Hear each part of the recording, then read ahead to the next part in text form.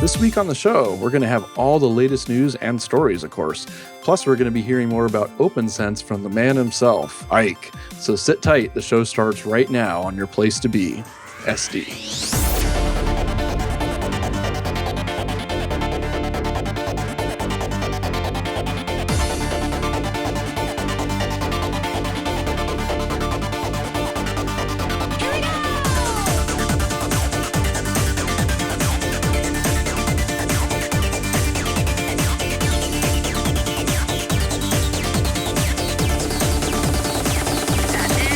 BSD Now, episode 141, BSD Likes Ike, recorded May 11th, 2016.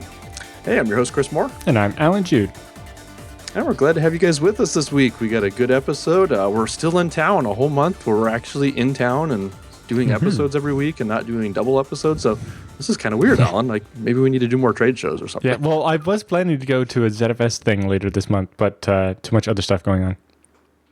Oh, well, that's, hey, I don't mind it. This is good. Yes. Means we get to come at you every week with new episode or new news and stuff and kind of like right as it happens. Yes. So that's not a bad thing. You guys get to reap the benefits of that. But either way, don't forget, these conferences are coming up. Yes. BSDCon soon. So start putting those things on your radar and make plans to EuroBSDCon, it sounds like they're willing to extend the deadline for submissions a little bit. So if you somehow didn't get yours done, do it today. Yeah, please. They might still take it. Yeah, well, and today, by the time you watch this, maybe it's closed, but then... Send it anyway. You had plenty of warning. Not our fault.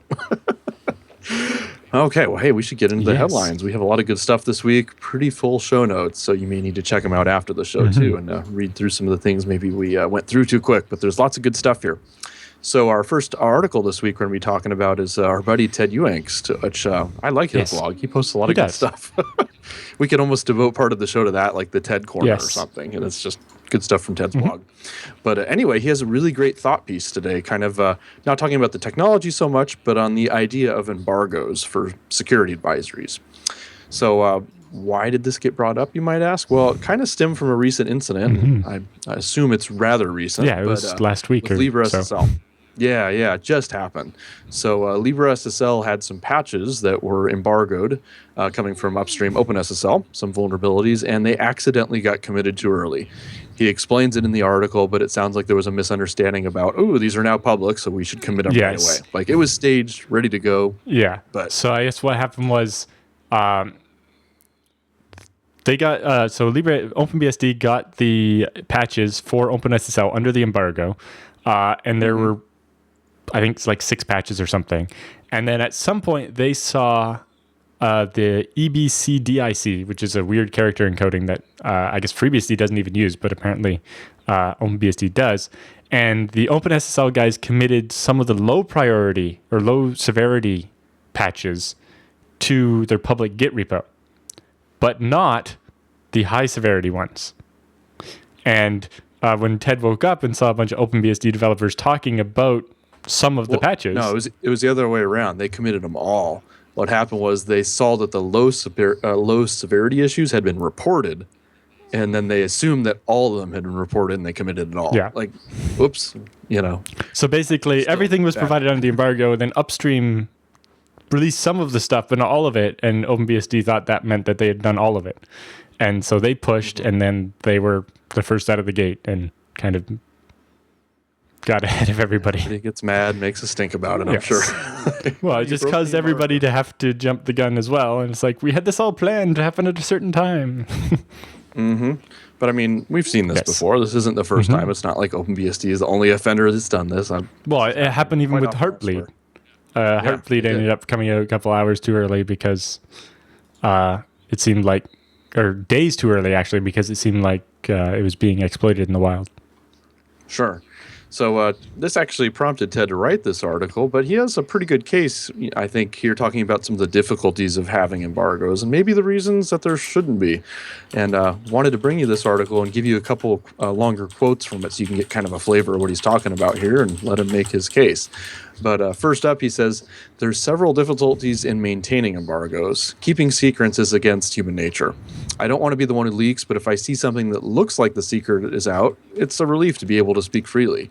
there's a bias towards recognizing such signs where they may not really exist. Might be exacerbated by broad embargoes where some parts leak but the other parts don't, which is what happened in this case with LibreSSL. And he said it's actually really hard to tell what's not publicly known when you know everything. So you hear somebody talking about it on IRC and all of a sudden you assume, hey, the info's out there, we better do something. But he then continues on that the most thorough embargo and release timetable reconstruction is the Heartbleed timeline. It's another great case study on what happened here. He says basically who exactly decided who were the haves and who were the have-nots. Was it determined by who needed to know or by who you needed to know? Eventually the dam started to crack in this case, and that's why Heartbleed leaked out quite a bit early. Mm-hmm. But he then continues on here talking about, for example, when Cloudflare brags that they get advance notice of vulnerabilities, attracting more customers, therefore requiring even more early access. Well, then how are the smaller players going to compete? What happens if you're not big enough to, I guess, justify a pre-notification or, know the right people? He then continues, sometimes vulnerabilities are announced unplanned. Zero-day cyber missiles are part of our reality now, which means end users don't have the luxury of only patching on Tuesday. They need to apply patches when they appear. Mm-hmm. If applying patches in inconvenient times is a problem, make it not a problem. Not really a gripe about the embargoes per se, but more just a scheduled timing of coordinated releases at the end of the embargo is catering to a problem that shouldn't necessarily exist. So, there you go. It's a really well-written article. I think he's got a good point. Yes, but at the same time, I definitely agree with the Cloudflare thing. He says, if Cloudflare's out there bragging about how they get advance notice on the vulnerabilities, and that lets them take customers away from people like me who don't get advance notice, how's that really the way open source is supposed to work, right? Yeah. I mean, I know everyone wants a competitive advantage, but is that really a competitive advantage? Especially because it's an open source thing and maybe they're sitting on their hands because they know somebody who's a developer. Mm-hmm. I don't know. That just seems a little dishonest. Yeah. And, I can understand it a bit from OpenSSL's side. That's how they get the money they need to maintain OpenSSL. But at the same time, it doesn't seem like it's necessarily the way things should be done. Sure. But yeah, like Ted said, the biggest issue is determining when a secret is actually out of the bag. And in this case, they thought it was, and it was only half out, and that caused obvious problems. And then, the other big issue is actually coordinating this stuff, especially, if you're distributing all the open source projects, a bunch of them are volunteers, and they're in different countries, and they're on different time zones, and how do you, get the fix out as quickly as possible, but leave every project enough time to actually apply the patch, test it, and do their builds and actually have their update ready all at the same time. Sure. Well, anyway, it's a really well-written article. Yes. Again, not necessarily so much on the technology aspect, but more just the policy around it. So well worth your time reading if you're interested in any of this kind of security stuff and embargoes for sure. Okay, so next up we have a major ABI break to announce. It looks like a bunch of different things in OpenBSD current have changed, so you'll need to be careful. So tell us a little bit about those, Alan. What exactly did they change? Yeah, so back in March, they updated CSU and LD.SO. And they say the definitions of environ and the __ prog name, which we talked about from Ted Yu's blog the other week, for dynamically linked programs have been moved from the C startup code to LD.SO. An updated LD.SO must be built and installed before running make build on the rest of the system. So that was back in March. Now, this week, they're saying handling of single-threaded programs is now closer to that of how multi-threaded programs are handled, with LD.SO and libc.a doing thread information-based allocation. Threaded programs from before the update in March will no longer run. You need the updated LD.SO. It must be built and installed before you run make build on the rest of your system. So if you go over to the link here, it has instructions on how to do that. They also have a special note if you're running on PowerPC.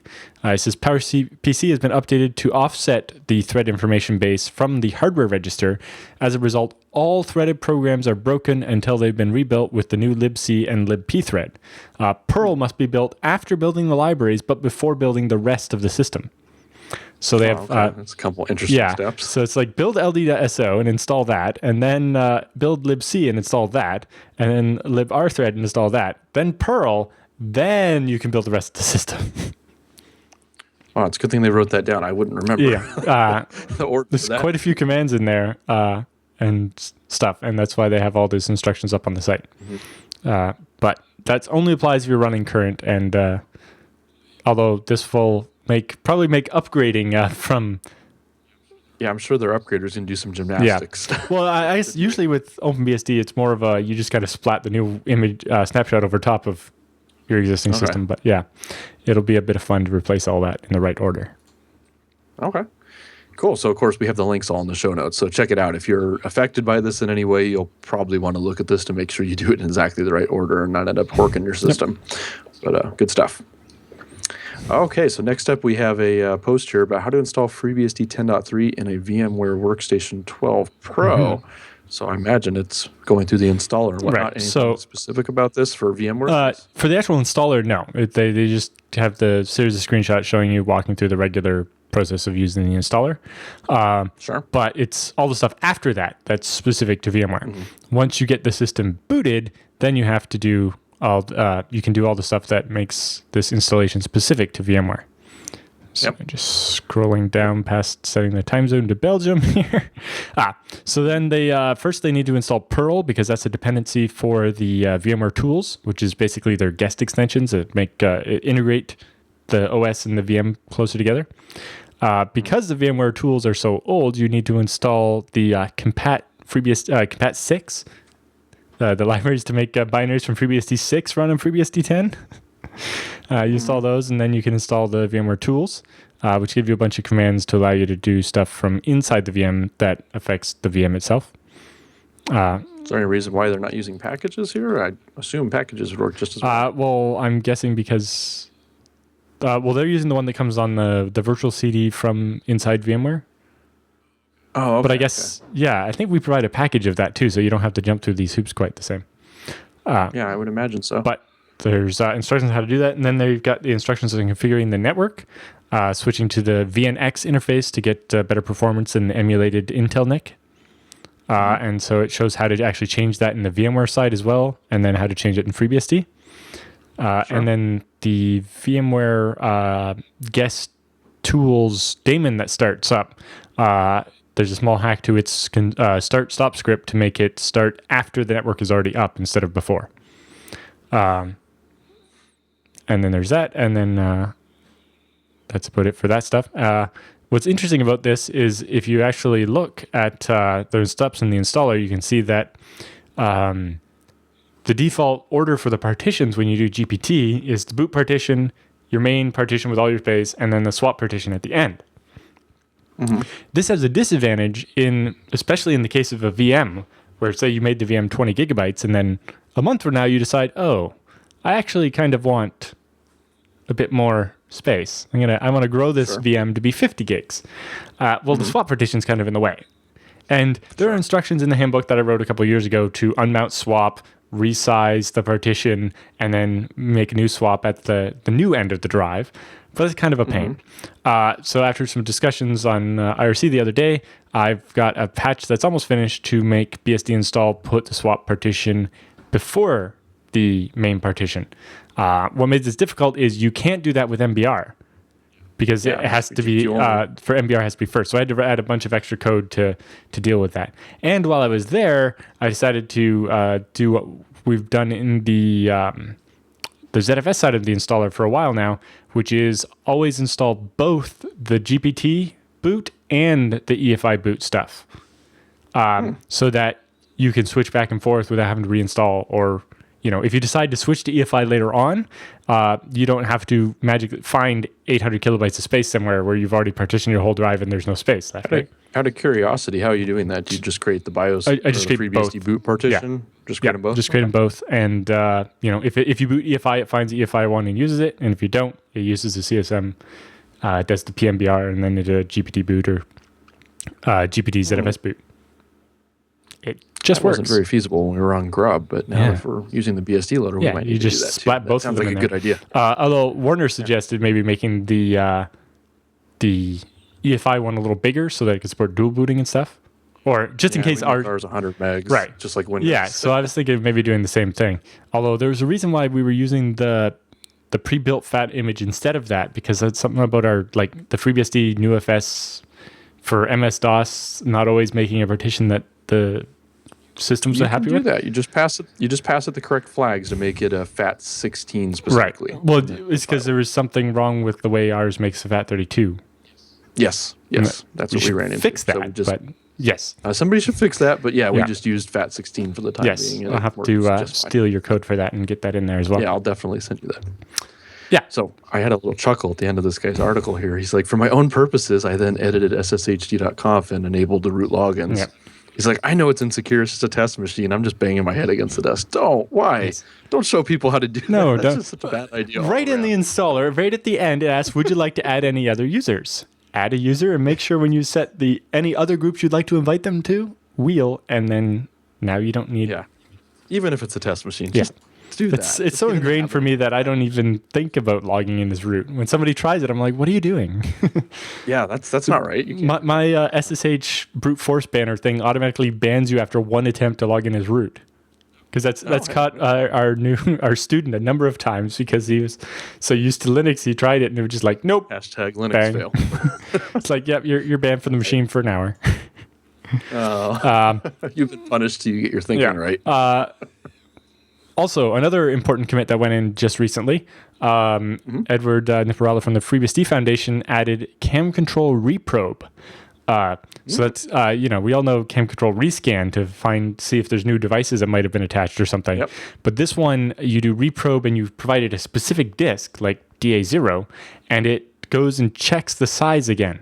So that if you were in VMware and you've live resized the disk, normally that wouldn't be... pick that up. Yeah, normally you would have had to reboot to pick that up. But now with this reprobe command, you can pick it up right away, and then you can resize the disk and grow FS, and you can do all of that without having to reboot. That's already in 11 now? It just went in a couple of days ago, yep. There's just so much cool stuff in 11, man. I don't know. Yeah. Just too much cool stuff. That's awesome. Yeah, getting that all wired up is going to be really nice. Mm-hmm. Okay, well, great. Well, hopefully all this stuff will make VMware come up with a new version of VMware tools that'll be like, oh, we detected, we send a signal from the VM into VMware tools saying, oh, we just resized the disk. So it'll run reprobe and then resize with GPT and then run GrowFS, and it'll just all happen automatically. I don't know if they'd want to move the swap around and stuff. Well, no, but that's why I'm making the installer put the swap before. That's right. So that be your system, your main partition will be last, so it can just grow without having to do the hopscotch with the swap. There you go. So yes. Oh, that's really cool. Exactly. So much neat stuff. 11.0 cannot land soon enough. But it needs to wait a couple of weeks so we can get a couple more awesome things in. Yes. We'll mention that at the end of the show. Well, not just that. It's like I have so much stuff that's almost done. I know. There's some really cool stuff happening. Yep.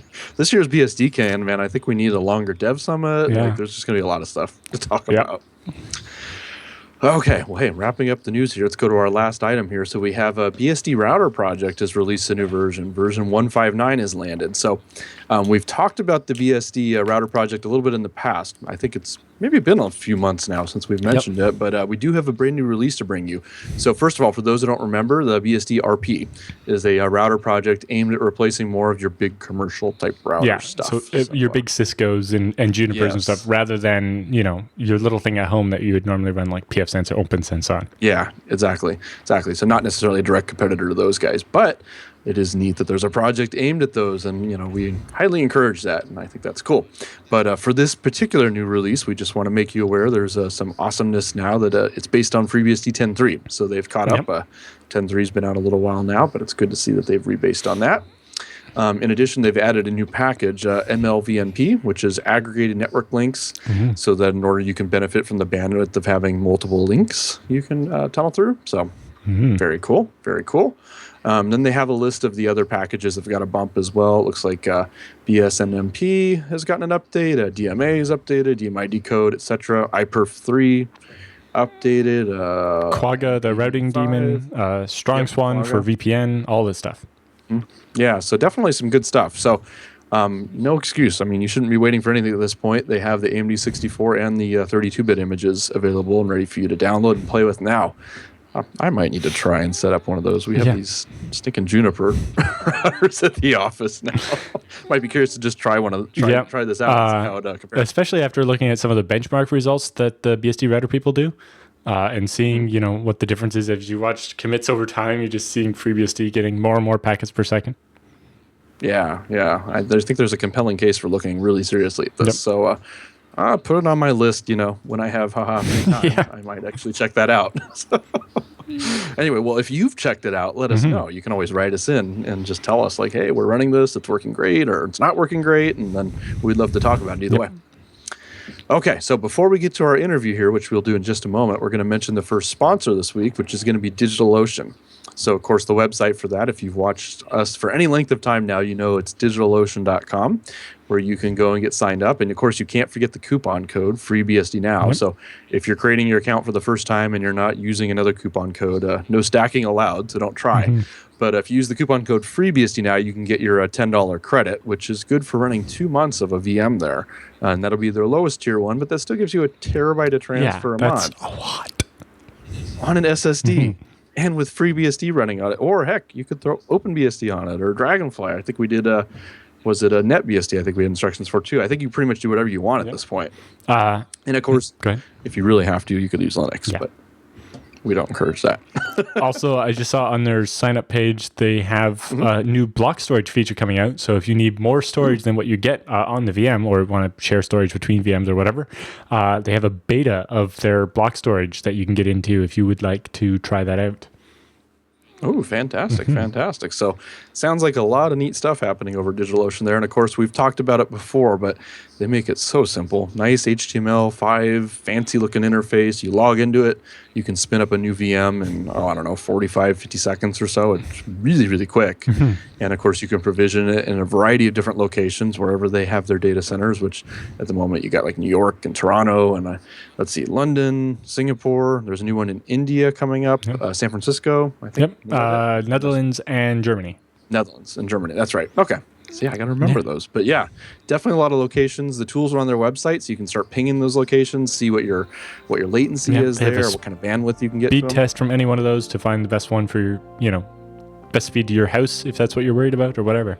Yeah, so definitely good stuff. So, of course, check it out today, DigitalOcean.com. And if you talk to anybody or interact with any of the folks over there, of course, tell them you heard about it here on BSD Now.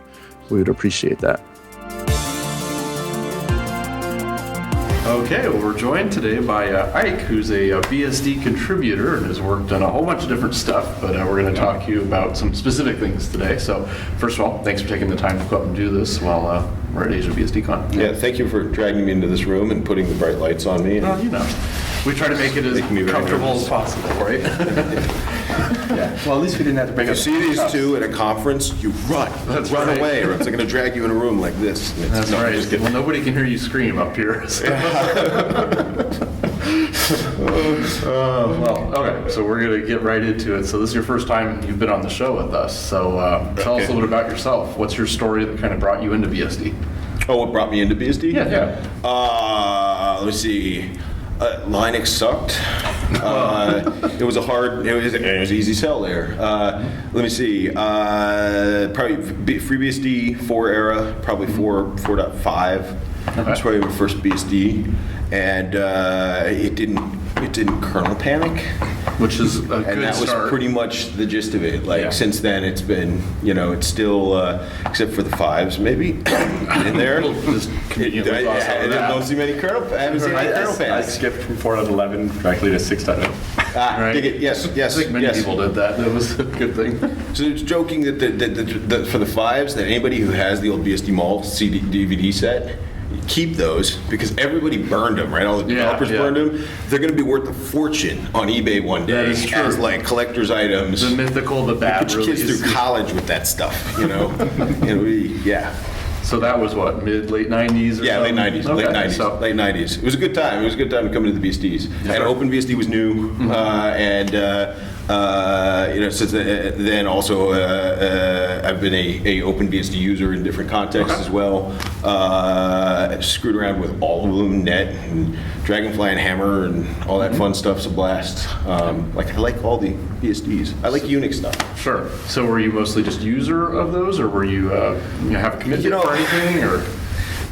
No, I don't have a commitment on any of the projects. Okay. And I may not in my life, really. I mean, I've been contributing directly to OpnSense, but I'm not even in the core team. I've been just pushing my work upstream, and which I think is a great model. So, but for me, like coming up as a young sysadmin, which is what they called us back then, there was this notion that there was no line of developer or not. Like that's the culture I got brought into. You're a hacker. You're a Unix hacker. You did a little of everything. You understood things. You were a curious person. Like that fit me, and I dug into it. So the idea of contributing to the projects to me, I think, is very natural. And with a lot of people I work with, especially the younger, this next generation coming up, one thing I always try to imbue and just kind of make part of daily practice, submit your patches, write code, like fix code, break things, like enjoy this. Just make it a part of your, develop the discipline to actually get these little teeny things done, and enjoy it. Like if you enjoy the systems, then you'll do it, right? But at the end of the day, no, there's like nothing with my name on it and big lights. There's no commit bit, no. Well, someday you might be punished with one, so we'll have to see. I've heard stories from people on core about just how much fun that can be sometimes. So no, I don't know if I. Next time I see you guys, I'm gonna really run, man. That's right. Run. That's right. Yes. So tell us a bit about how you use FreeBSD at your day job. FreeBSD at my day job. All right, so we actually support 3 platforms at my day job. Heterogeneous Unix shop. So it's FreeBSD and a Ubuntu and a CentOS. And let me see, how do we use FreeBSD? I mean, there's FreeBSD all over our core infrastructure. Period. Like it's a natural place. There's BSD-based stuff in OpnSense. We're using that a lot right now, a lot. And then some of our core products, we leverage jail and a number of other control facilities of FreeBSD, Capsicum, that kind of thing. And those get into things that are in products and stuff. Just say yes, we use those things. So ZFS, yes. It's so nice that it's so like just there that I don't think about it. Exactly. We do use ZFS, and I could talk for like a long time about why it's great, but other people do that. So that's what we do almost on a weekly basis here. It seems like. And then let me see. I personally use OpenBSD for my personal kit. Which is a fun and awesome thing. It's been fun to move from like being a Mac user since I was a little kid to using OpenBSD as a desktop and enjoying using it. In all this, I actually look forward to a future where things like a USB stick can be shared between a Mac and an OpenBSD machine and a FreeBSD machine without hassle. There's a lot of things in our world that are. We just got to make Interesting. ZFS available to all of them, problem solved, right? ZFS on OS X, Linux, and BSD and Solaris. If you don't have to deal with Windows, ZFS does actually. Yeah, the OpenBSD stuff. Yeah. Ted, you made a good run though, but yeah. At least with ZFS, we know what the future looks like for file systems, and that one works real well. So enjoy that. But, I think half of it also, I think half of this stuff and nonsense comes from our universe right now with this cloud, the wonders of the cloud, the horrors of the cloud, like where we're doing with this. There suddenly is like no real concept of local storage. Why would you need local storage? Because it just goes somewhere. Yeah, exactly. Where somebody's going to start charging you for it. Because my internet connection isn't fast enough to access the 100 terabytes of data over the internet. Right. That's why I need local storage. Right. Well, and even then, you still want to own it at some point. Yes. And my credit card silently failed. And they sent the things to the old address that I don't have anymore. And oh my God, we just lost all our family photos for 5 years. Like, With the cloud, we're going to get that moving. stage where somebody just introduced the concept of leasing a car, and some people are like, "Ooh, this is exciting," but then other people just want to own it still, you know? Yeah. Except they call it Magic Horse. Yes. Not a car. That's right. Magic Horse. Unicorn. Yes. All right, anyways, enough cloud ripping. Sure. So, what exactly are you doing with OpnSense? What kind of areas are you working on? So I started at OpnSense working on the internationalization translation bits. I've been working on this with a collaborator in Japan who I've never met, Takuchi-san. Did he come here? She did not come here this time. Okay. I haven't heard from her in like a year or more. You came all this way, disappeared. so you only had to come this much? Yeah. She did all the real heavy lifting of That's the translation work originally for PFSense, and this was right at a moment when they went through their license kerfuffle and the tools disappeared. So we never got to see our work see the light of day, and it was crushing because we spent so much time on this.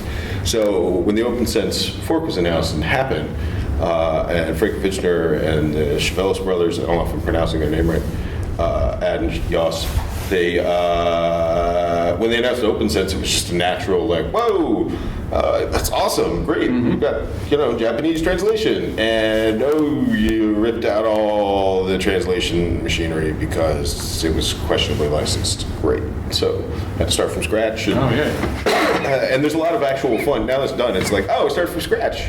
It's just a bunch of little PO files, and that's it for every language. Like we got to do it real clean and tight, and we'll put it into the build system and the make files to keep the PO files updated and all that kind of fun stuff. So it's just clean and simple, and that was fun. I also then used it at work and did cloud builds for AWS. We had a need.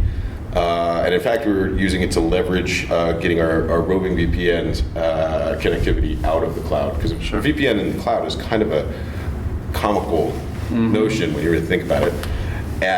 It was a transition move to actually move it out to other facilities and other things that we're doing on real computers that we can touch, that kind of thing. So so I got involved with just using the snot out of it in these contexts and contributing some work back upstream. But other than that, I don't know what you call users in the community, the informal QA that's not QA. The bunch of people actually using it who break all the... Yes, the people that beat up on it. Yes.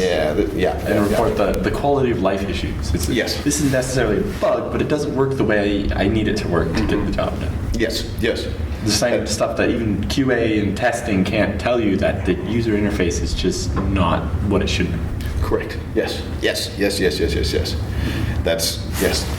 I guess we all do a lot of that. And if you're listening and you don't do that, do that. It's really easy to complain about the user interface. Go break something worse and fix it.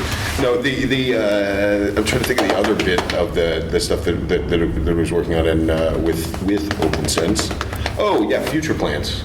So architecturally, OpnSense has done a huge number of changes to rip all of the OpnSense bits out of the operating system. And we got to a point where Sean Webb of the HardenedBSD project actually built OpnSense on top of HardenedBSD this summer, right? So it was a real moment of like, we're getting cleaner, it's getting cleaner. That work's really come to a close now, so this is an exciting moment. There's the base OS, there's a middle layer daemon, and then there's all the OpnSense stuff. And next is like really looking at like getting involved with what do we do with, say, some kind of RPC-based service that sits next to the user interface and talks to the OS, so you can manage 1,000 of these firewalls. Right? Or another that I'd like to do is rip out the bottom and swap in OpenBSD and give it a whirl. I'd like to actually use some of the PF bits with UI just to move forward and try it. Obviously, that would be some work. And, then there's also a notion that I have of I really have a loathe for commercial load balancer products. Yes. We've discussed this. Yes. And I think we need to start drinking now to really start talking about them. Tell us what you really think. Yeah. No, I would really love to hit a point now that this is so modular with OpnSense to actually strip out a lot of things from OpnSense and create a more packaged, or maybe just some modifications or some way of basically making the thing that looks like a commercial HTTP load balancer, right? A few extra things to say create IP pools for reverse NAT, all these kinds of things that I consider to be very simple, right? But that the big commercial things end up winning on because they've got a UI. So like building a generic appliance framework that you can just use to build any appliance. You just buy some x86 boxes, throw some 10 gig NICs in there, some rumbles of 100 gig NICs getting there at the con. 100 gigs, everybody, and a PCI card. Is that It'll be on great? sale in Hacker Harbor next week. Yes, I'm sure. I'm totally sure. Grandmas are buying it for Yeah.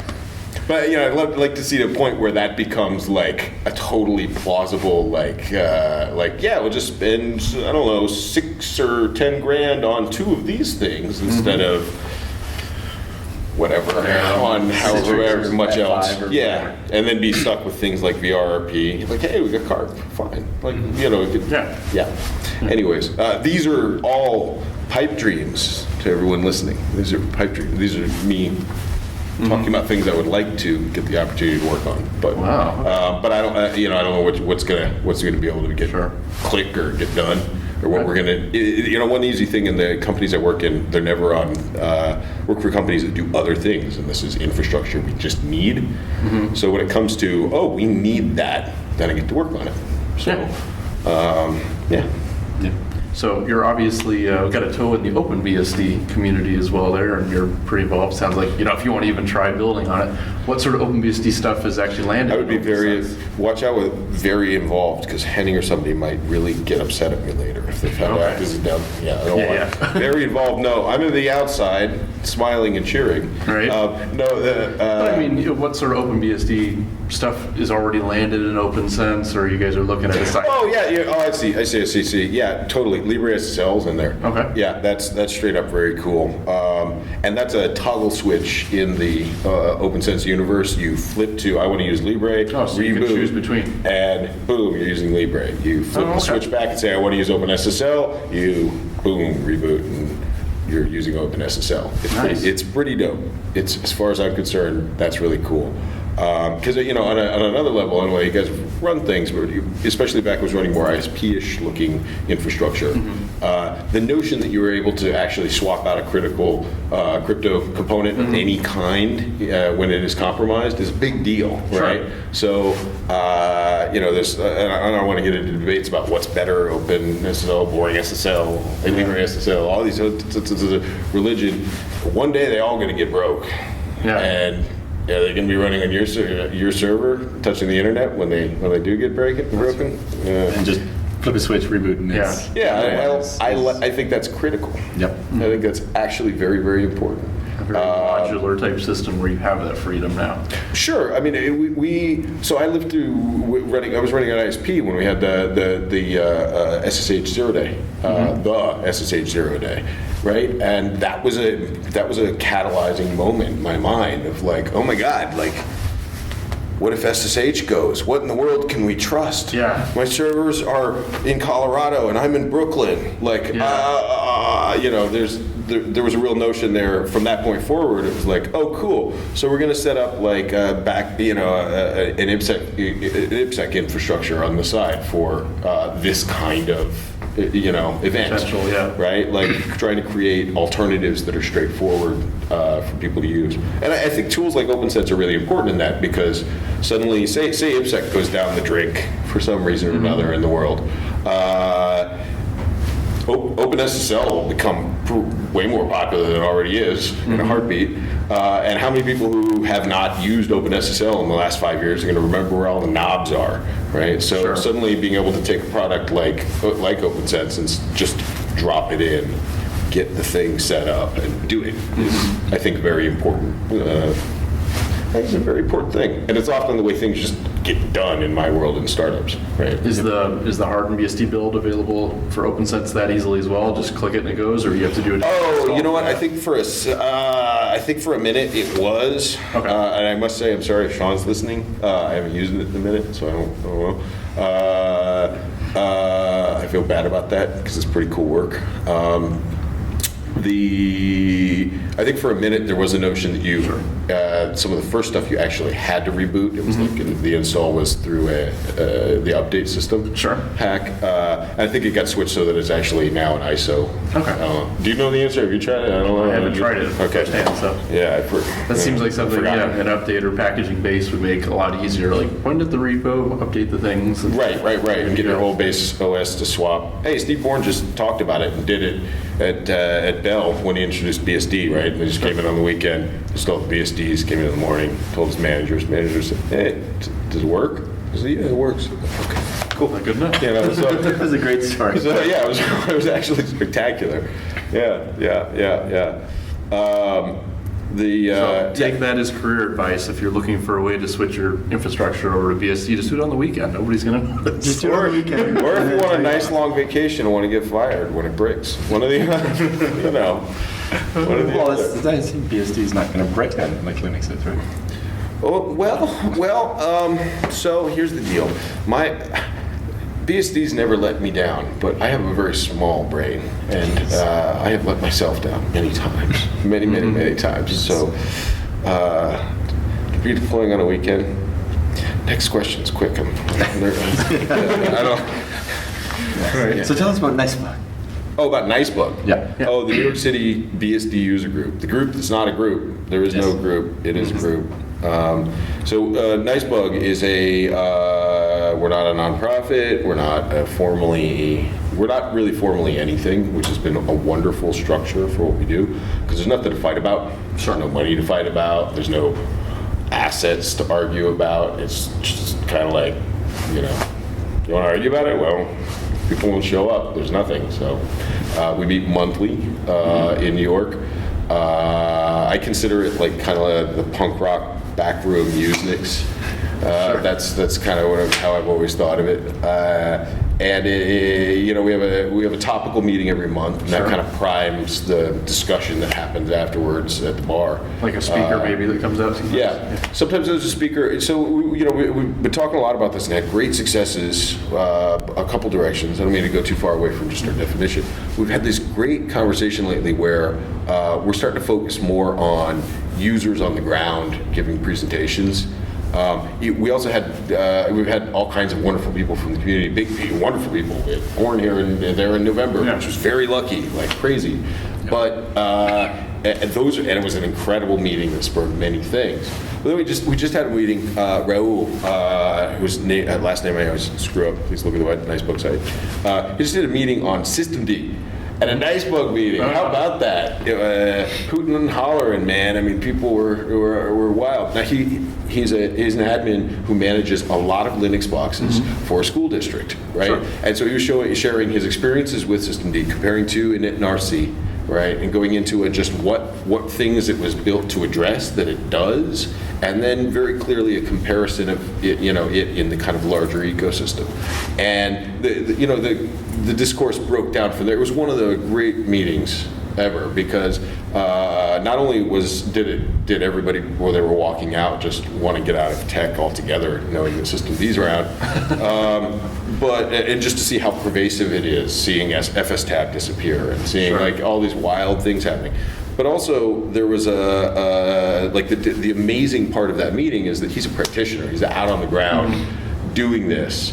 Right, he didn't write it. He's not the author of it. So at NiceBug, we're trying to really kind of balance and pull more people out of the audience to stand up and start talking about their day to day, because that's incredibly valuable. So NiceBug's kind of in that way, that's what we're doing as a user group, right? And sometimes it's big meetings, and sometimes it's Joe Schmo. Yeah, and we've been trying to promote the same thing and getting more sysadmins to submit talks to conferences like this one and BSD Can and so on, because there are X hundred developers of BSD, but there are a lot more users, and it's very beneficial for the developers to get to hear the presentation from the sysadmin. It's like, well, I have to manage 1,000 of these boxes, and these are the problems I have. And as a developer, you thought this was a great idea, but it turns out that doesn't really work for me. It'd be really great if you could make it do this. I think that's really spectacular, and I think some of the stuff that actually I think there's crossover that goes both ways. Yep. I think some of the work that GNN's been doing with like the courseware, the operating system. PCBSD Yes. practitioner stuff. Can you guys, what's the URL? teachbsd.org. Teachbsd.org. That's right. Good move. Well, we just interviewed him. Got it. So I mean, it's stuff like that to me that starts creating these incredible crossovers, where it's not just like, I'm a sysadmin, I turn machines on, I pick it up, I put it down. It's like, things like the dtrace being so core to that is just mind-blowing, and to me it's like a gateway drug into becoming a dev, getting a commit bit, and vice versa. Like having practitioners involved, absolutely gives feedback of like, by the way we use it, like here's what's succeeding, here's what's not. The developer talks at conferences are great, but I think it's good to have levied some users and sysadmins and people that are actually doing stuff with it mixed in, and also research people. There's more of that would be great too. I completely agree. Well, that's why it's good that people like you come to the conference and provide your insight of, I'm actually using this stuff. Here's I broke it, I hurt myself. Here's the scars. Yes, indeed. Well, speaking of that, if you're a sysadmin out there, I know we've even tried to get more interviews that way as well. So we do enjoy hearing about your actual day-to-day experience running different things about BSD. So get in touch with us so you can come here on the show and be under the bright lights. It's not that bad. Now that it's close to over, this is all right. It's not that bad. This is all right. These guys are all right. Yeah, and I highly recommend you check out Ike's talk from Nice Bug about three-finger claw shell scripting technique. Oh, yeah. Do it. It'll change your life. It'll allow you to write worse code than ever. Safely. That's awesome. And, we covered the talk you gave about switching from a Mac to OpenBSD on the show. Oh, yeah. Somebody said that was up. That's all right. Well, I think I got in trouble for that one for using so many explicatives while in a recorded talk. So warning to this should be like parental guidance. Parental guidance thing. Yeah. Somebody digging me after the talk said, that was recorded, right? And live streamed. Oh, and live streamed. Yeah. Well. Anyway. Well, hey, it's been great to have you here with us today, though. We really appreciate you taking the time. I know we're just about done with Asia BSD Con, so we're going to go catch that last session and see if we win anything. Oh, yeah, totally. Oh, yeah, there's some hardware. Jim Netgate did a nice laser etched, usual, awesome. And also, Decisio, the folks who are behind OpnSense have some nice hardware they're giving away, too. They make hardware in Holland. See, another reason to come to the conferences, because these, if you donate to the foundation, you get your sticker, and they do a raffle at the end, and I think the odds are good this year. Maybe we'll get something. I haven't won yet. I say that every year, but I've seen people I know win. This is true. I watch Dan win. I watch Michael Dexter win. We know everyone, so we're always going to see someone we know. But anyway, come out and meet us next year. We would love that. Cool. Okay. Well, thanks very much, man. All right. Japanese matane. Ciao. I don't know. Is that what you? Yeah, that works. How do you end this thing? Like that.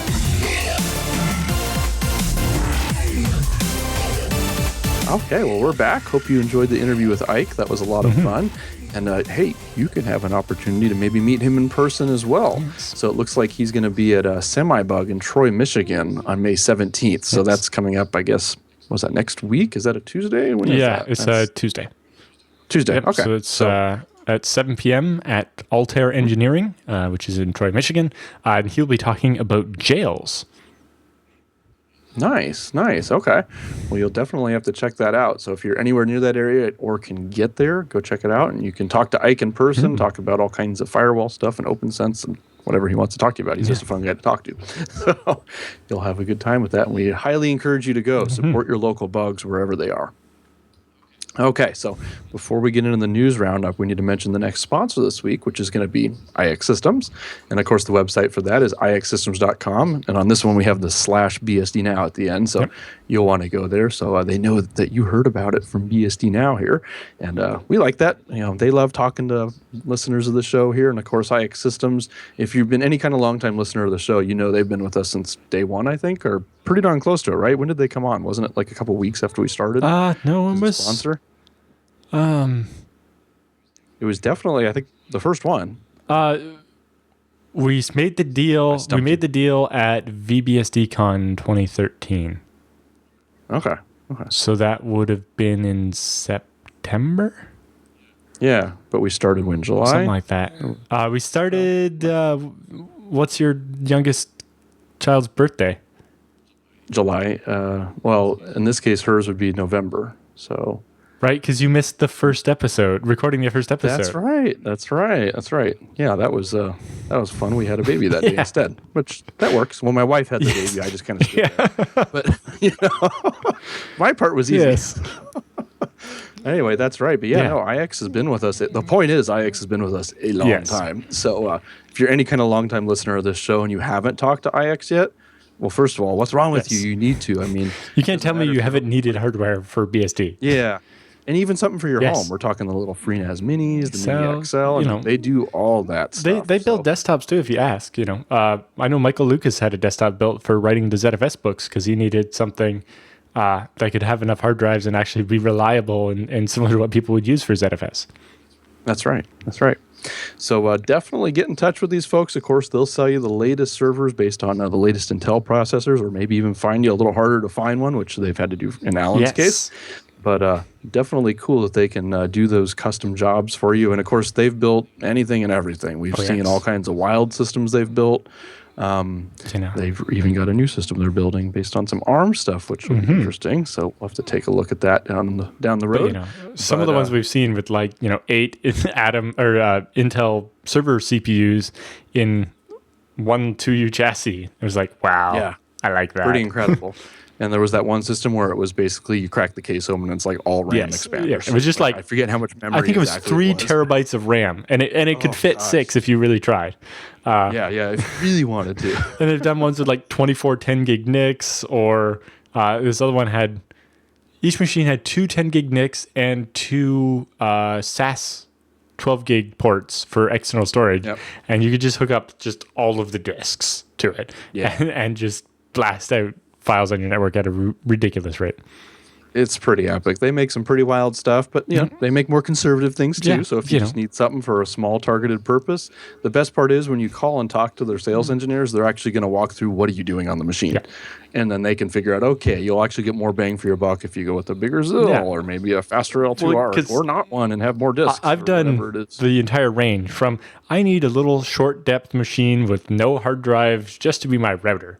Right, and so I have a small budget because this is my home router. So, let's build a short depth machine that's not going to be too noisy and doesn't need any storage. It runs off like a 4 gig USB stick and do that. Or it's like, I need 36 6 terabyte drives and multipath SAS, and it's got to be this big. And, the price tag is going to have more zeros than I'm really comfortable with.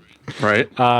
And they've done either way. They managed to do all that for you, right? And they put the same amount of care in each one of them, right? It still is all the days of the 3-day burn-in test, and packed perfectly. If you've ever seen how they ship hard drives, you understand how much they want to make sure that your stuff gets there safely. Go watch my unboxing video if you want to see how the FreeNAS Mini XL came with the hard drives. Very well done. They definitely want to make sure that you get what you're paying for, and it's a good quality product. And the iX personalized touch is great. Of course, check out their TrueNAS lines if you want an all flash storage array. They can do that, or hybrids. I mean, they kind of got a little bit of everything. You can get one that takes up an entire rack of just hard drives with 2 little heads. It's just storage. Insane. And I want them all. Do I need them all? Not so much. But, if your business needs anything like that or you need anything for the house, definitely give them a call. And, of course, tell them you heard about it here because they love to hear from our listeners. So definitely it'll be a lot of fun. I promise you'll enjoy the experience.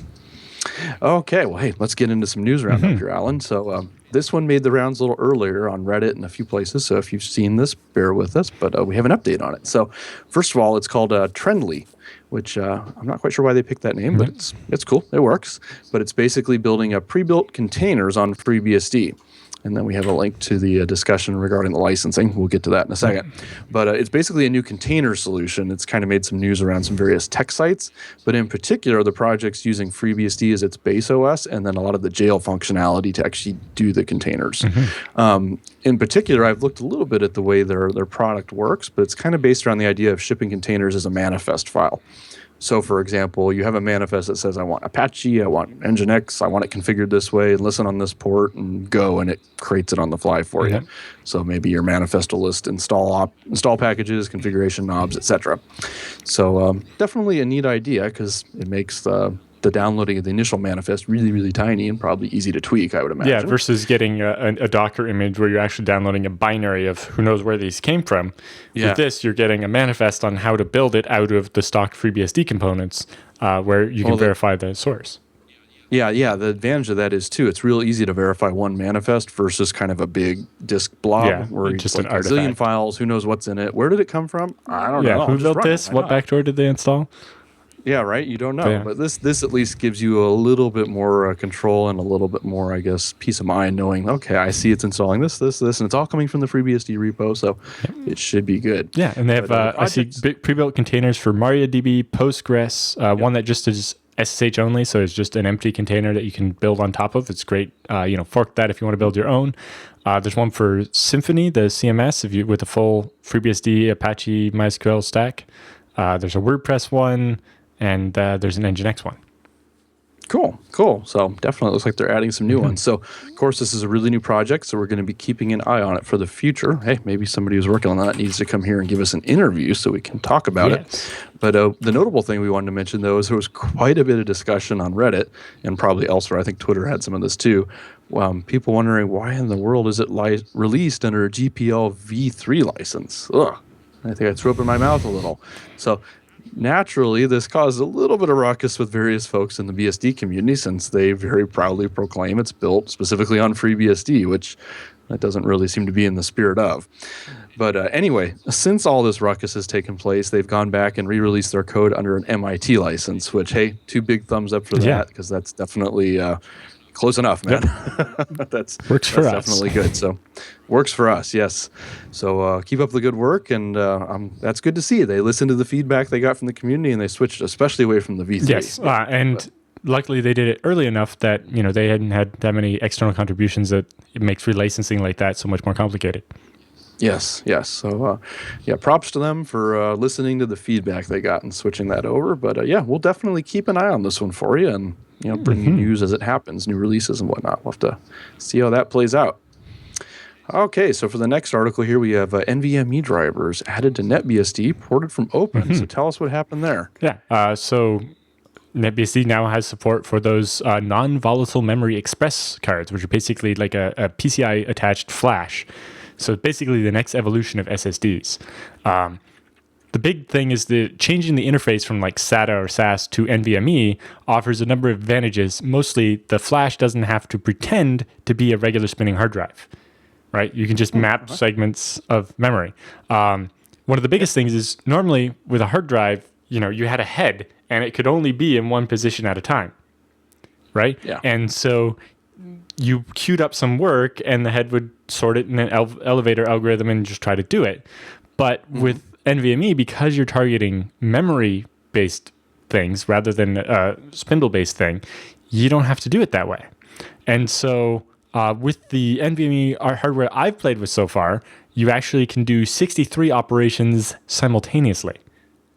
So you basically... Is that a limitation of the controller? No, that was of the specific device. The protocol allows up to 65,000 operations at once. So that in the future, it'll be able to do it.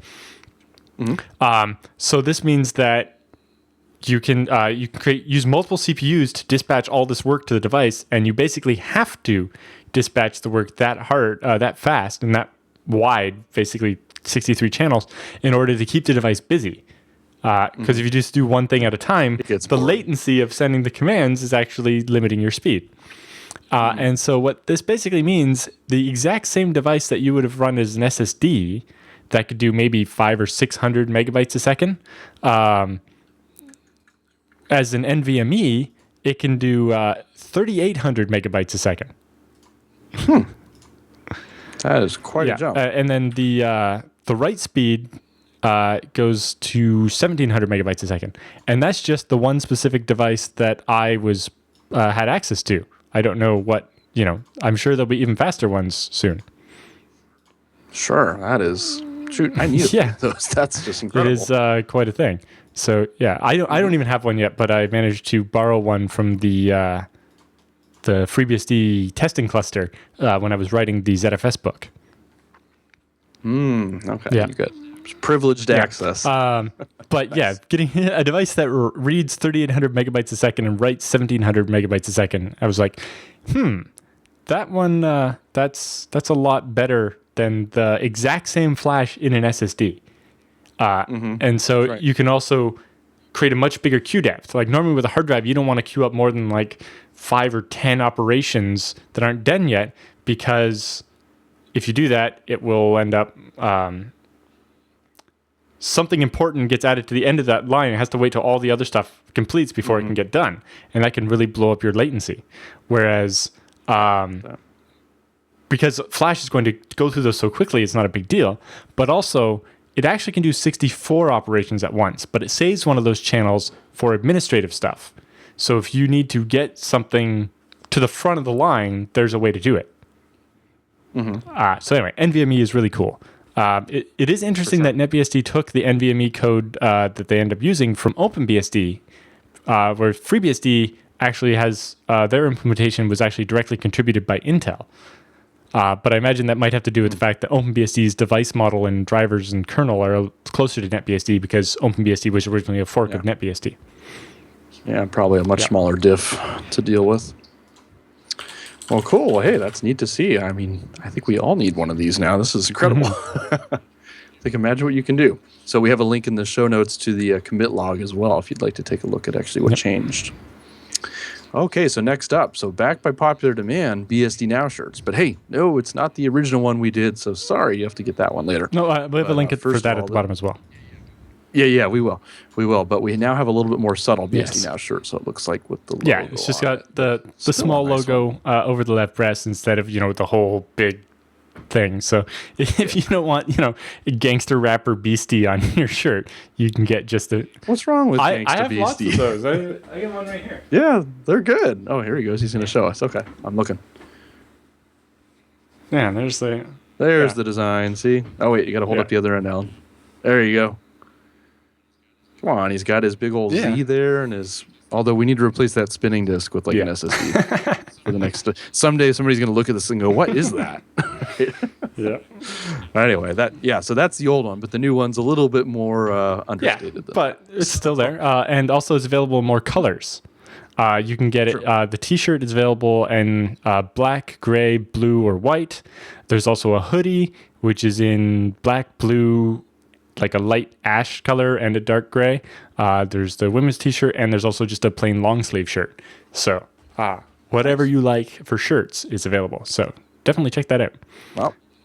Well, the hope is we get enough orders that come in, we get them shipped right away, and they can get into your sweaty little hands just in time for BSD. That's why we did the kind of shorter time frame for ordering. It's only available until the end of next week's episode because I wanted to have mine in time for BSD Can.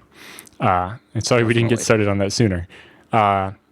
So I got to give him my pun here. So I'm going to be wearing mine. Will you be SD? Nice. Snuck it in there.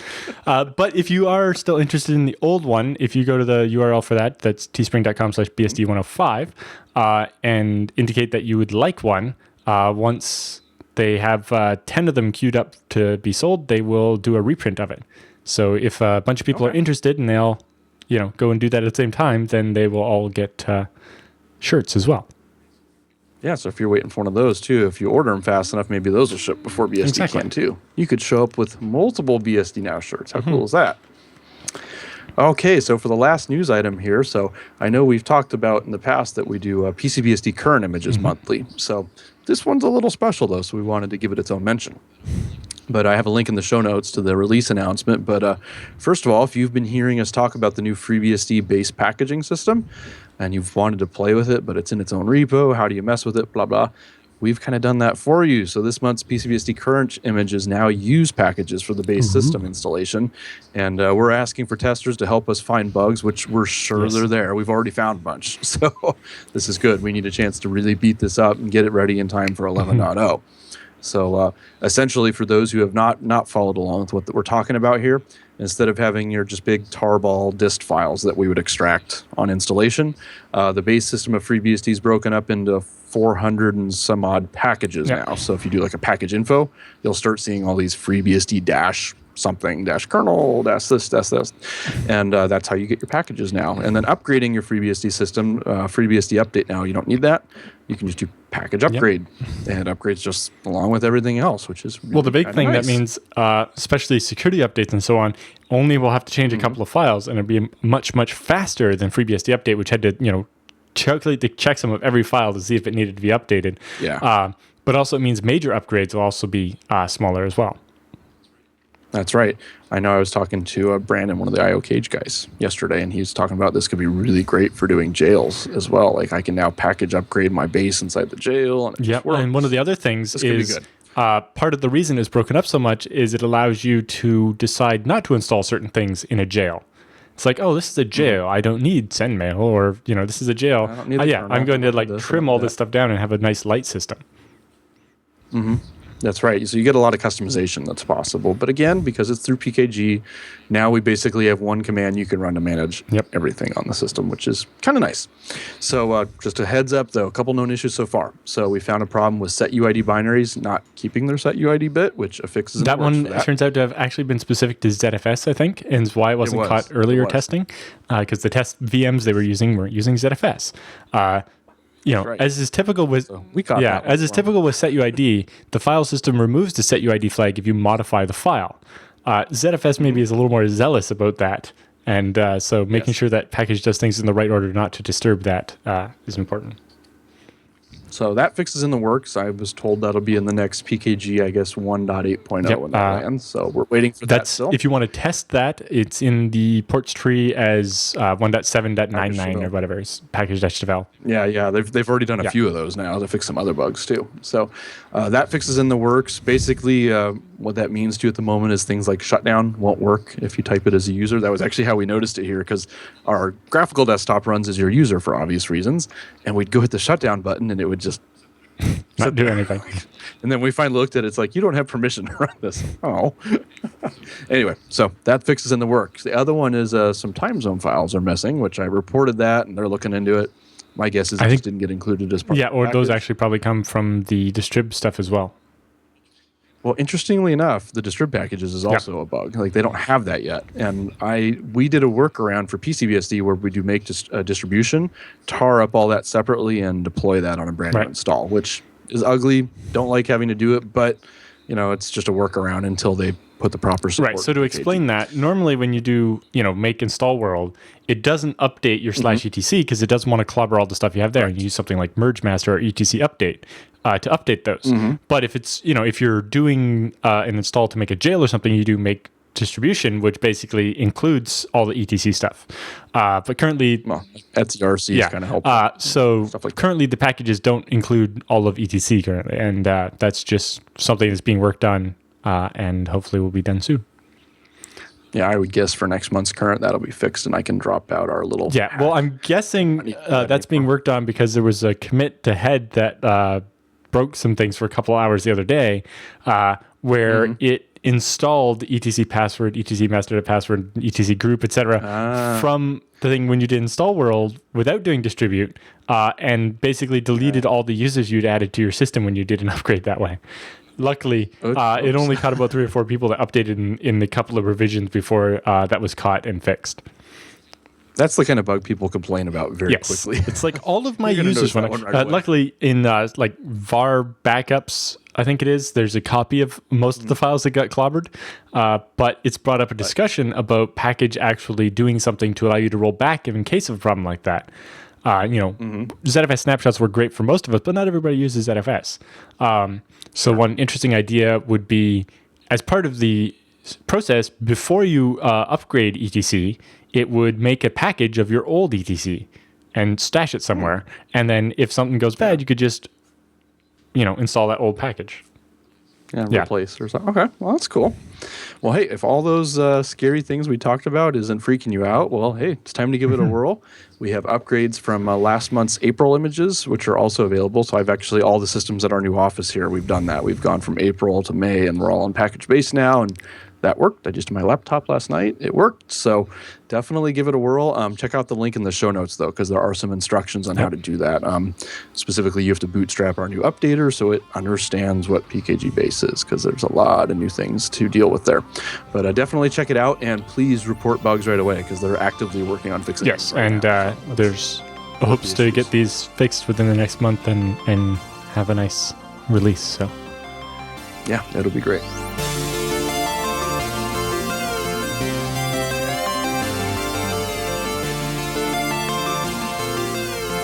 Okay, and there's still plenty of show left. We actually got a lot of Beastie Bits to get to this week. But really quick, before we do that, of course, we're going to have to do the last sponsor this week, which is going to be Tarsnap.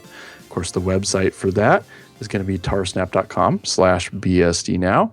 You'll want to go check that out today. Don't wait. This is one of those things, like, if you're not doing backups like this right now, you're in trouble. You need to start doing backups through Tarsnap. And we've discussed reasons, for a couple of years now. But at this point, I'm not sure what it's going to take to convince people, Alan. Like, number one, it's dirt cheap. So if you're backing up data which can be deduplicated and compressed, like, you're not going to be paying hardly anything for those incrementals once you get your initial one uploaded there. And come on, he measures it in pico dollars, so it's about as small as it gets. Number two, everything's open, so you can look at all the source code. You can see that Tarsnap indeed does what it claims to do, which is basically encrypt everything before it leaves your system. So before it goes out over the wire, it's fully encrypted, and no unencrypted bits ever land up in the cloud there where everything's stored. So the beauty of that is two sides. First of all, they can't steal your data because they don't have your key. So nobody can be intimidated or forced, or nobody can listen in and, like, oh, I got all his data, or disgruntled employee, that type of thing. You don't have to worry about that with Tarsnap. But the other side of that is make sure you don't lose your key. Only you have access to that particular key. And if you want your data basically to go away, you can just get rid of the key and nobody's ever going to get it back. So definitely very cool, and you should be using Tarsnap. I mean, they even have bounties set up on the website. If you can manage to find a bug in the source code, they pay cash. Even just pay bounties, typos in comments and so on. Yeah. I mean, they have a scale for severity, but the big thing is, even if an attacker breaks into Tarsnap's storage, because they don't have your private key, they can't read or modify your data. Which is exactly how all backups should be done. I mean, how many times have we heard, well, we're actually deduping it on the remote end, which means we have access to the actual files and the blocks. And that means an attacker can just try random things until they find files that people also have, and then they can figure out what files somebody has, or what files already exist up in the cloud, and just that's bad news. You don't want to do that. You need to use something like Tarsnap, folks, and it's super easy. Clients for just about everything under the sun, including Windows even. So definitely check it out today. It's going to be tarsnap.com/BSD Now, and get signed up right away. Okay, so Beastie Bits. So first up, we have some hardened BSD news. It looks like hardened BSD plus Libre SSL. Well, hey, that has happened. And I guess that's not just Libre SSL as in, like, in PCBSD we have it, but it's in the port tree and it's a package. They've actually gone the extra step and converted the base system to using Libre SSL as well, replacing the OpenSSL bits there. So that's definitely very cool to see. I was sitting beside Bernard when he did some of that work at the Essen Hackathon we did the weekend before I went to the conference in Germany. Yeah, definitely very cool. So keep up the good work, and we'll, of course, keep an eye on that stuff for you. Linux Fest Northwest, we've talked about that a little bit now, so we wanted to tell you Michael Dexter's talk at Linux Fest Northwest now has the second highest YouTube views from this year's conference. So that's very cool. So this one's interesting. This isn't actually Michael Dexter's talk that he gave. This is the second talk Michael Dexter gave because Larry Kafiro couldn't make it to the conference.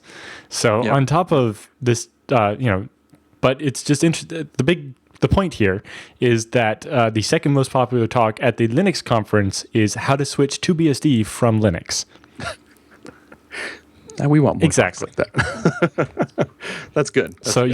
How about watch this, take some of the information from it, add your own stuff, make it better, and give it at your local Linux Fest. And we'll make a GitHub repo of, like, slides and ideas and make the best switching people from Linux to BSD slide deck and information, whatever.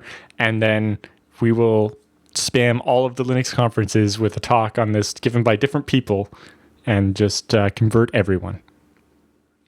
Great. Well, definitely check it out if you've not seen it yet also. Okay, so what's this next article we have? Why OpenBSD is important to me. You want to condense that down to a couple bits here, Alan? It's just a post by an OpenBSD person talking about why they're important, but it's, Okay. they have a couple of sections here. One is privacy, right? The freedom to speak in private is essential to democracy, and they talk on about that and why they like OpenBSD for that, but also trust matters and why they're so worried about that, and then why they trust OpenBSD, and not just because it prioritizes security and encryption and free open source software, but also in being open and transparent about what's happening inside the project. And looking at that, and then they talk about how, this particular thing is a fight worth fighting, and talking about, railing against the NSA and so on. And goes on to that. And then there's even a link to a discussion of the topic on Hacker News as well. So it's just, so it's making the rounds. It's an interesting kind of thought piece as well. And we're checking out if you're interested. Okay, cool. Well, next up, we have a study of Nginx 1.9.12 performance and latency, specifically on a Dragonfly revision here. Yeah, so they're... So what kind of findings did they come up with? So they're using a two-processor E5 2620V2, which basically is 24 logical CPUs, 32 gigs of RAM as the server. The client's just an i7 3770 with 16 gigs of RAM, and they're using the Intel 82599 10 gigabit Ethernets. That are connected directly with a DAC rather than Ethernet cable. And they show kind of what tuning they did and how they are trying different benchmarks. One of the interesting things they note about the benchmarks is trying both or three different levels of the number of requests they make per connection. A lot of these benchmarks cheat and use like 100 or an infinite number of requests per connection. Whereas in order to be more realistic, they measure one request per connection, so disconnecting and reconnecting between each request to the web server, or making 4 requests per connection, which is probably fairly typical for HTTP because you get the website, you keep the connection open, and then you ask for, say, the CSS files and the logo or whatever, or for a heavier web page where they do 14 requests per connection. But, over at the HTTP archive, they say that at least 35% of HTTP requests are on a new connection. So making sure that your benchmark's actually doing that is kind of a big thing. And then they tried different levels of polling. Polling was something FreeBSD invented back in the 4.x days. And the idea was instead of the network card raising an interrupt every time a packet comes in, you could just have the kernel check, hey, network card, do you have any new packets every so often? Usually 1,000 times a second was the default. And so they compare the results of the interrupts, which with the load they were doing was about 7,700 interrupts per second, versus polling at 7,000 times a second, 4,000 times a second, or 1,000 times a second. And see that they actually managed to make more connections per second with the polling turned down because they were wasting less CPU time checking for the packets and more actually processing the packets. Interestingly, it actually lowered the latency.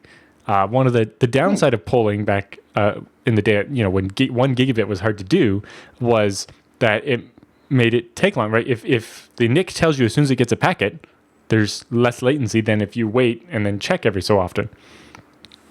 But once you get up to really high numbers per second, it's actually faster to do it the other way. Just grab it all in bulk and process So they it. see about a 20% performance gain using polling even on 10 gigabit NICs. And that's doing 1 kilobyte web objects. Cool. And they ran the test for 10 minutes.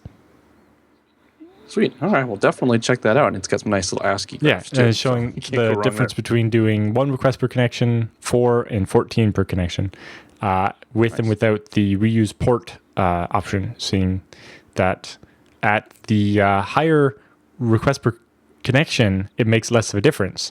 But when you're making more fresh connections, it makes a big difference. Sure. Okay, well, our next story here, another article talking about running FreeBSD, OpenBSD, or NetBSD as a virtualized guest on online.net. and kind of a walkthrough of how to set that up. It looks like some various routing is configured on each box, Yeah, I and think they give you the relevant etsyrc.conf for various settings to make that all work. But not super long. Doesn't look like it's too difficult if it's something you'd like to try and set up. Yeah, and I think it's mostly that they have some slightly weird IPv6 routing that happens there. Cool. Okay, so our next one here is an interesting story on how the Lumos syscalls work, maybe how they differ from everything else. It's a long, good length article here too. Yeah, this one almost should get its own story, but yeah. I imagine it probably would have if I had had time to read the whole thing. And it's slightly over my head, so I figured if you're interested, go read it.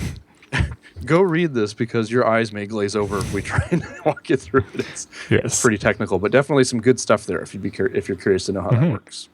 It'd be interesting to see somebody do one like this for FreeBSD and be able to see the differences and so on.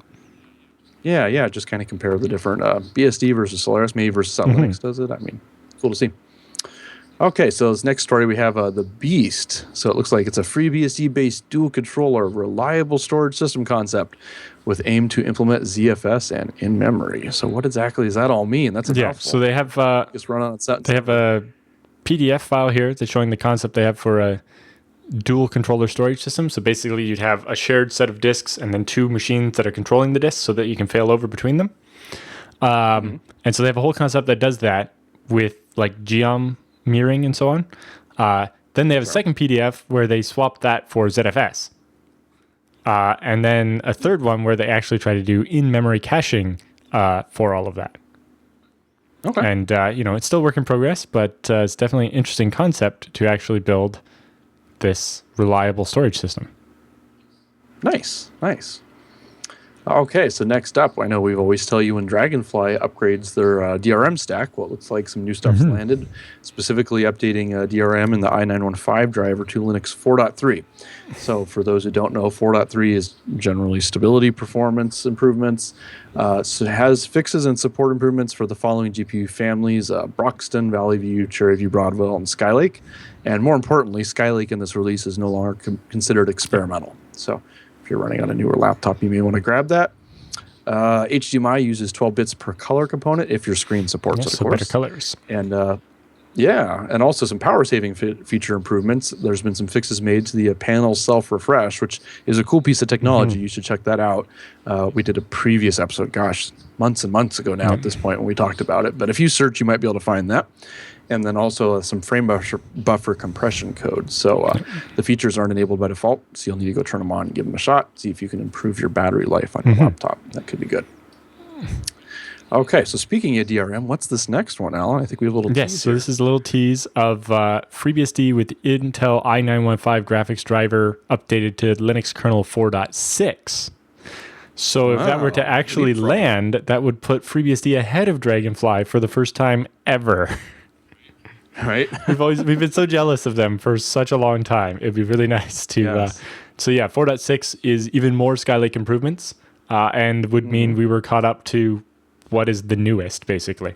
And if we could stay there, then that would mean we would have the same level of Intel graphics support as Linux from then on, and that would be quite good. Awesome. That would just open up the range of laptops. You could just go to the store and buy. Skylake is the newest thing out right now. So if we get the support for this in time for 11, that means 11 will work on anything you buy in the store that has Intel graphics. Just as a little tease, I've been told this will be ready here in the very, very near future. I'm planning on putting it into PCBSD, our current images here, as soon as it's ready to build and try out. So there may be a new current drop here soon, hopefully before BSD can, and you'll be able to start playing with it. We'll be able to start beating it up, and I know I have my little X1 Carbon, which is Broadwell, not even Skylake, but definitely going to check that out and see how it works. It's kind of hard to see, but I have it on good authority that the GLX gears, not actually a benchmark, managed about 500 frames a second. So that's pretty much proof that it's definitely not just doing it on the CPU or not doing it. Well, I got the comment here, too, that top shows 0 CPU usage while that's happening, so that's a pretty good indication. It's all working. Pretty incredible. Okay. Well, with that, I guess it's time to get into the feedback and questions. Let me start off here. We have Oscar. who writes in, hey guys, first of all, I want to say that your podcast is awesome. Well, thank you. For someone who's only used Linux in the last few months, I've used FreeNAS. I think you guys are doing a very good job. Well, great. We're glad you're enjoying it. He said, I do have a question I'm wondering if you guys can answer. My situation is that I have a torrent client inside a jail, in this case Deluge, and I want to install OpenVPN in the jail so I can have all the network traffic from the jail going through the VPN tunnel. I've only used OpenVPN on Windows and Linux before, which is something that wasn't too hard to understand once I got someone to explain how it worked. Anyway, he says, keep up the good work, guys. And he said, I found you guys through iXsystems, just to let you know. Well, hey, they sent somebody to us. That's cool. That's definitely cool. That's the other way around. But hey, that works. Any way you found the show. But OpenVPN in a jail, let's see. What would be the difficulty? You got to create tap devices. Yeah, so I stuff beforehand.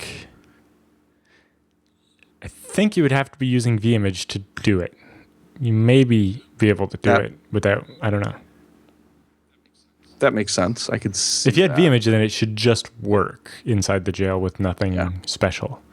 Without vimage, if you create the tap device, maybe, but since jails work on IP addresses and the tap interface doesn't have an IP address, at least at first, it would be more complicated. That would be difficult. Yeah. And can you assign it from within the jail? You can't. I don't know if it would you'd almost defeat the purpose of it, right? Yeah. You're bypassing the security. Yeah, so it wouldn't be that hard to do from the host, but in the case of a FreeNAS, there's not actually a FreeBSD operating system on the host. There's a stripped down version called FreeNAS. So yeah, it's slightly harder to do. But I think FreeNAS is vimage jails anyway, right? On 10.3? On 9.3, I mean? They have vimage enabled. Yes. So then, you should be able to just do it. I don't know that much. Somebody who knows a little bit more about FreeNAS should do this and put the instructions on their forums. Yeah, definitely post this to the forums and ask. Maybe somebody's already done it, and we'll have hey, install these 3 things, set up this config, done. But yeah, if the vimage is all working, it might just do what it's supposed to do. So give that a shot. If not, let us know. We'd be curious to hear. Okay, let's see. Next up, Shane writing about ZFS deletion. He says, "Good day, guys." He said, in episode 139, you had a couple of questions I thought I would respond to.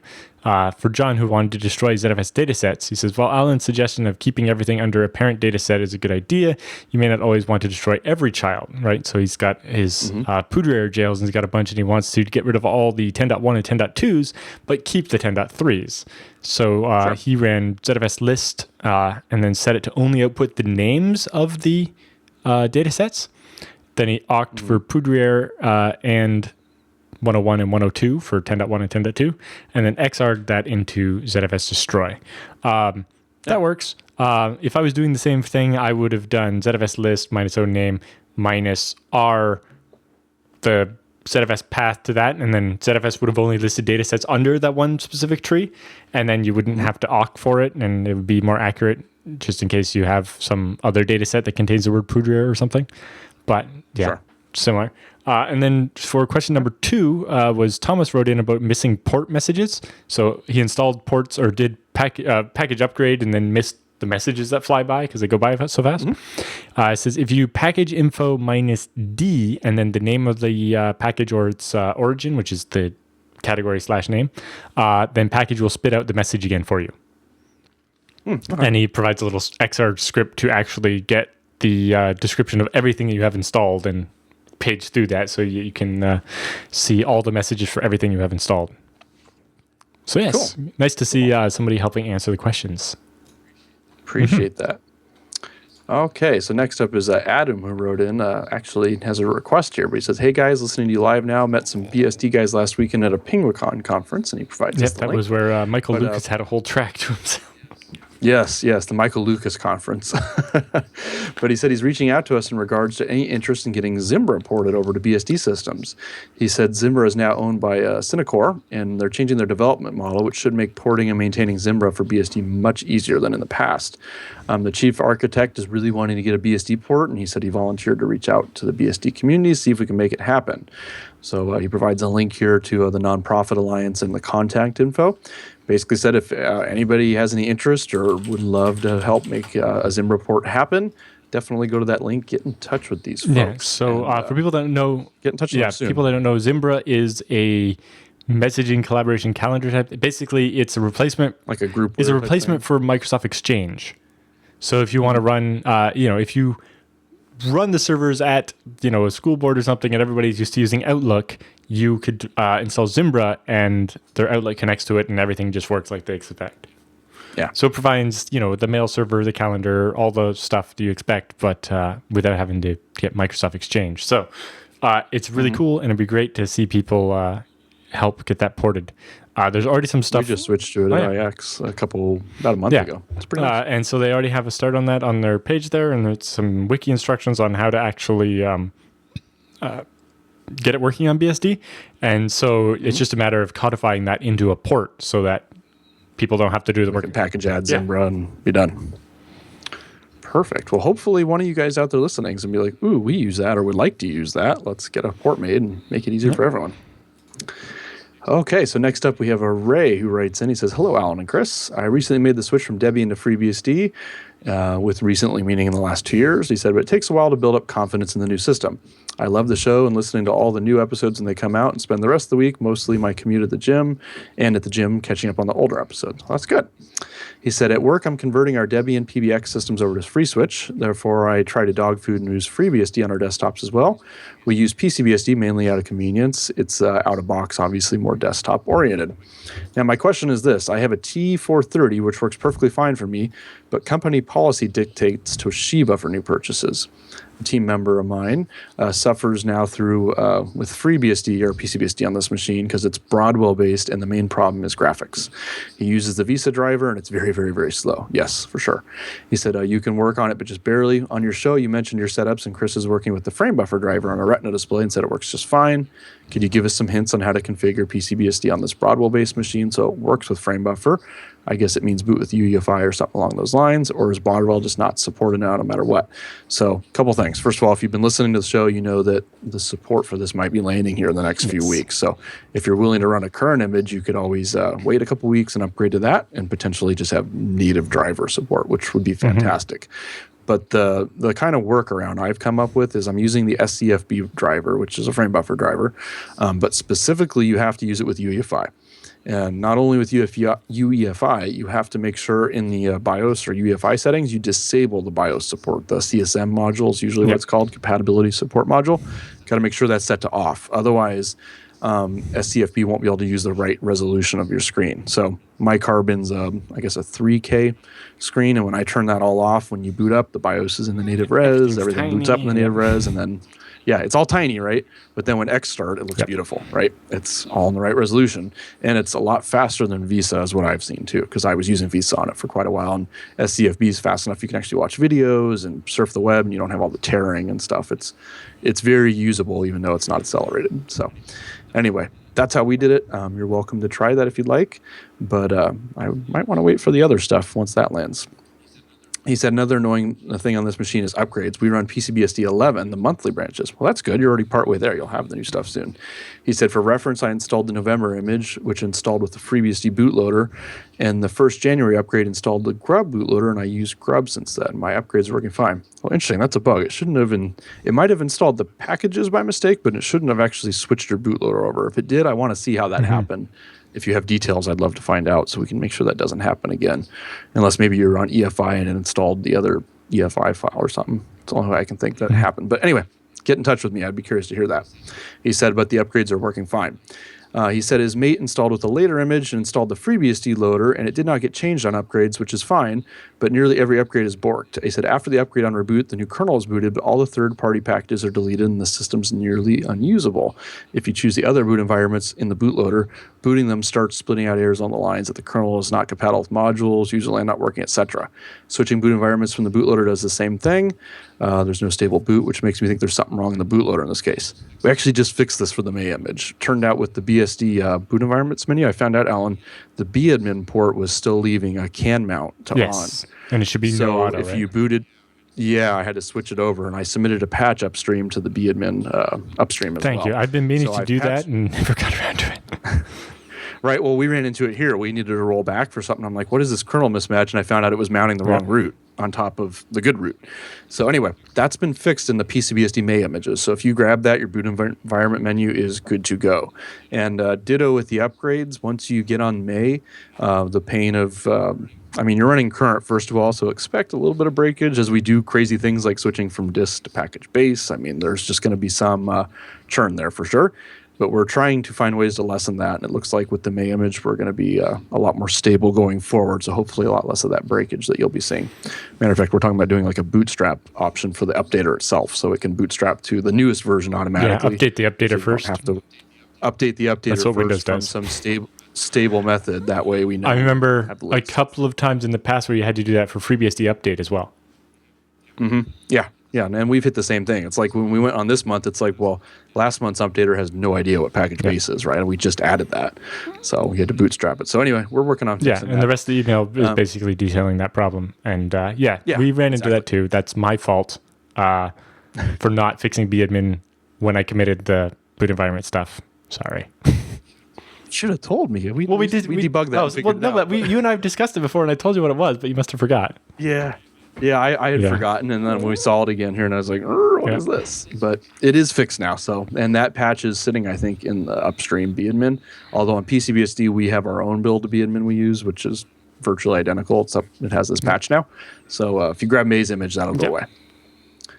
Okay, so you want to read the last one here? So we had the last one's from Richard about ZFS backups. Says, greetings, he's a longtime BSD Now listener as well as Tarsnap. While he runs Linux on his desktop and laptop, his critical stuff runs BSD, such as a FreeNAS and a PFSense. I've observed an odd pattern when backing up files from the FreeNAS. I know this process needs improvement, but there's some reasons that it is the way it is now. So he's using FreeNAS 9.3 stable. You should check out 9.10, it's cool. Anyway, so he's got a Supermicro, nice X10. Haswell and so on. And he says this is at his home office. The FreeNAS is connected directly to a Netgear ProSafe 24-port gigabit switch and drops run to his home office to a Netgear 5-port switch where his desktop is connected.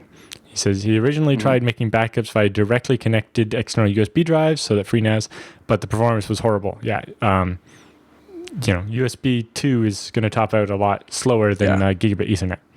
So his current backup strategy is mount the USB drive via an external USB 3 adapter to his Arch-based Linux desktop, SSH to the FreeNAS server. From the FreeNAS server, use rsync to send the files back via SSH to the Linux desktop.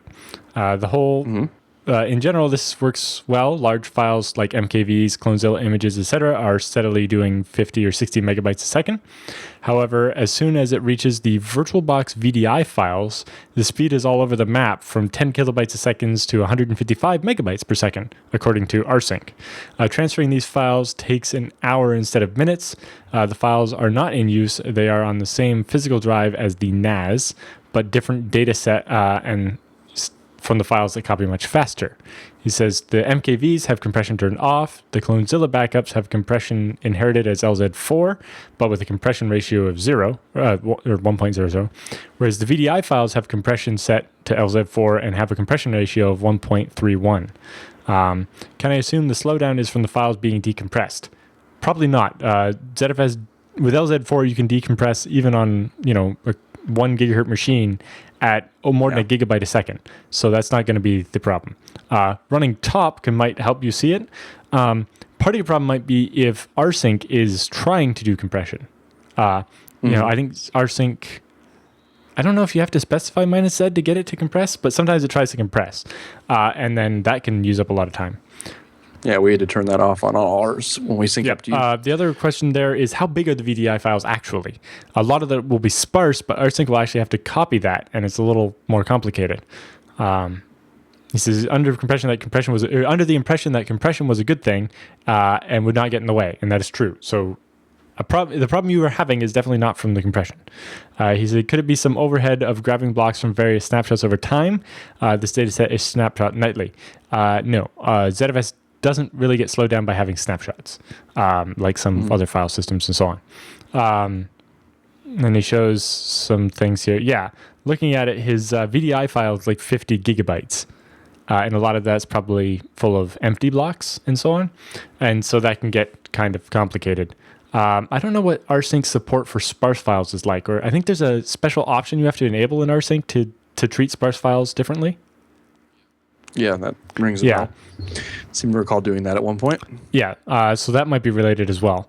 Ideally, if you use ZFS instead of rsync, like replication, then it would do block level copying and you wouldn't run into these same problems. Also, it's slightly concerning that his iTunes library is apparently in a virtual machine. And it's like 75 gigs or more there. I would say for that, I would definitely have made a Samba or NFS share and import and like mounted that inside the iTunes VM instead of storing all the files in there. Sure. Partly just so that the files are stored directly on ZFS, not on some untrustworthy file system. Yeah. Okay. So yeah, I'd be interested to see what the problem is, but it's definitely not the compression. It's probably the fact that it's a sparse file, and I don't know that rsync is handling that very well. It might actually end up being trying to copy all those zeros for no reason. Yeah. Copy and then compress them all. Because one way to test is just use DD with like DD IF equals the VDI file, OF equals dev null, BS equals 1 meg, and that'll copy the whole file to dev null at 1 meg chunks and see how fast that goes. You don't have to let it run the whole time. Press Control T and then, let it run for a minute or two and just see where the speed stabilizes. And then it should give you an idea of what's going on. Okay.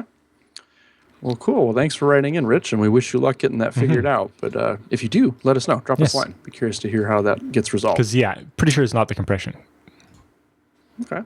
Well, great. Well, that actually wraps up the show for us this week. So first of all, appreciate you being here and listening and bringing us a part of your making it a part of your day. I know a lot of you guys listen in the car, for example. So hopefully we're good commute buddies. But anyway, thanks for being here with us. And of course, as we wrap up the show, we want to remind you, send your questions. If you have comments, if you see stories out on the internet that you want mentioned on the show, send that over to feedback@bsdnow.tv. That's the only address we really monitor. So try and send everything there. And I know we really appreciate when stories get sent in. It's always great to have too many as opposed to too little. Yep. So send them in because obviously me and Alan have day jobs too and don't necessarily see every story that's floating around the interweb. So send it all in so it gets included in a future episode. And also, if you have a show idea or topic or somebody you want interviewed on the show or you yourself want to be interviewed, definitely let us know at feedback@bsdnow.tv and we will get that arranged and set up and it'll be a good experience. We promise. It's not that painful. Anyway, thanks for being here and we'll see you same time next week.